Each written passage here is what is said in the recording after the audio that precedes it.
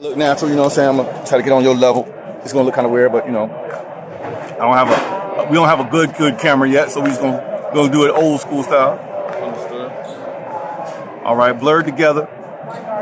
Here with Wally Vinyl, aka William Wallace, aka Wolly McNair, at Heroes Convention in Charlotte, 2017. This is the man himself. I've been a staple at Heroes Con. He is an artist. He has prints for sale. Check him out on Facebook, William Wallace. What should people who don't know you know? What do you think they should know about Wolly McNair? People who are unfamiliar with you, what is the first thing they should know about you and your work? About my work, I don't know. I just strive to create what I would like to see out there and be the difference over waiting for somebody else to do it for me. And, somebody to stand for something. At least I believe I stand for something. And I'm putting my all into everything I do. You know what I mean? Like, that's the biggest thing. Okay, well, what advice do you have for any artist that's coming in the game like yourself, doing the thing, like trying to get at these conventions, or just trying to get their name out of there? What advice do you have from your experience that you could pass along to the future? I mean, the main thing I would tell them is don't try to be everybody else. Like, just don't. Of course, you can look at other people for inspiration, but don't get caught up in trying. This person is this or this person is that. Like, just be the best you that you can be. You can learn from other people. You can learn from other things.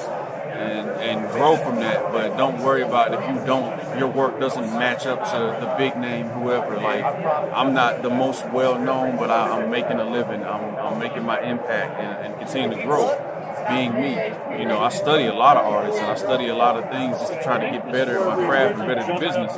And don't take it all personal. Like, every piece ain't gonna be that great piece. Everything that you do ain't gonna blow everybody away.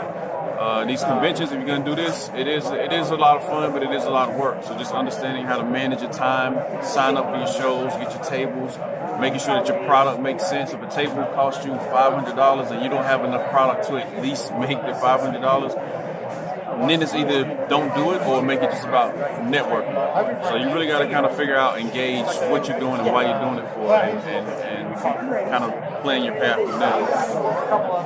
Now, going along with the culture and, us being nerds of color and so forth, what is your most positive experience as a black nerd, and what is your most negative experience as a black nerd?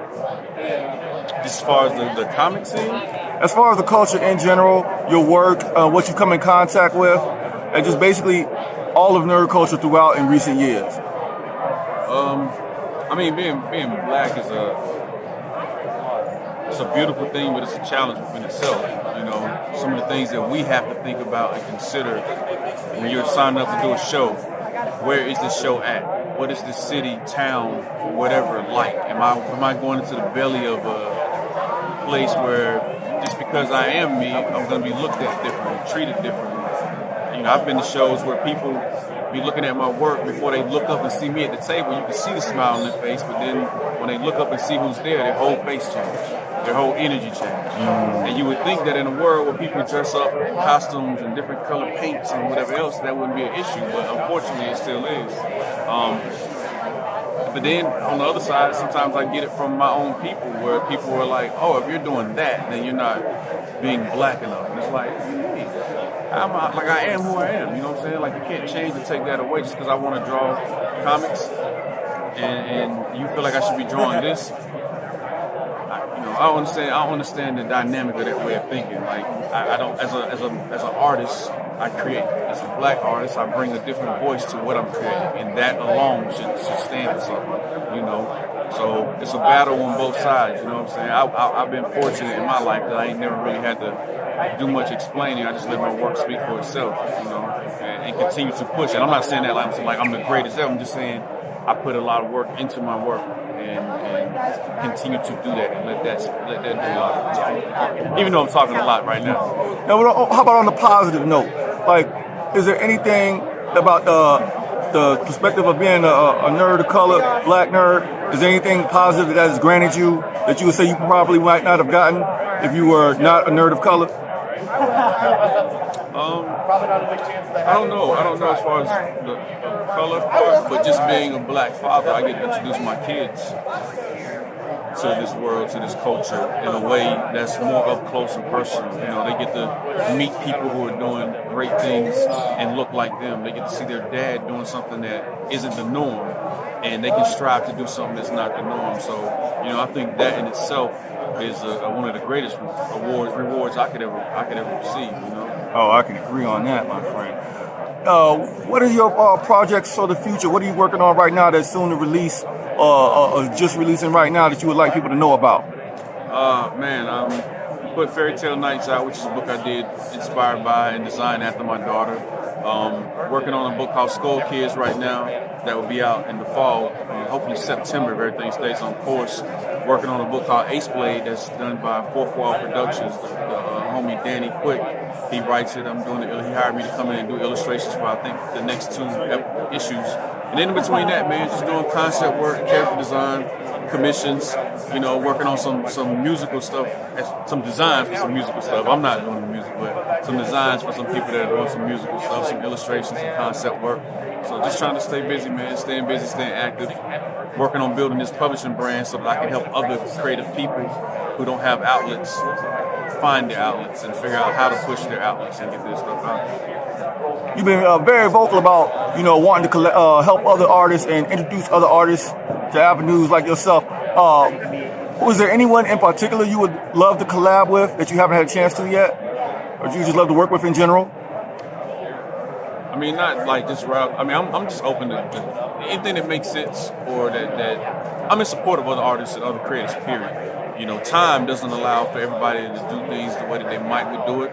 But anybody that's pushing to do something, if there's a way that I can support and be a part of it, that might not always mean actually drawing, but helping push the word, helping spread the word, or sitting down and doing, you know, coming up with ideas or whatever. I'm pretty much open to unifying on any level, you know what I'm saying? But I'm also fortunate to have the option to work with a lot of people just off the strength of doing conventions for years and, you know, building relationships and everything like that. So, you know. Okay, here's a fun question right here. All right, you've been in the game for a long time. Just fire this one off at the top of the dome. This first answer that comes to your mind: Marvel or DC? Marvel. I can dig it. That's a loaded thing though. Like for different Marvel.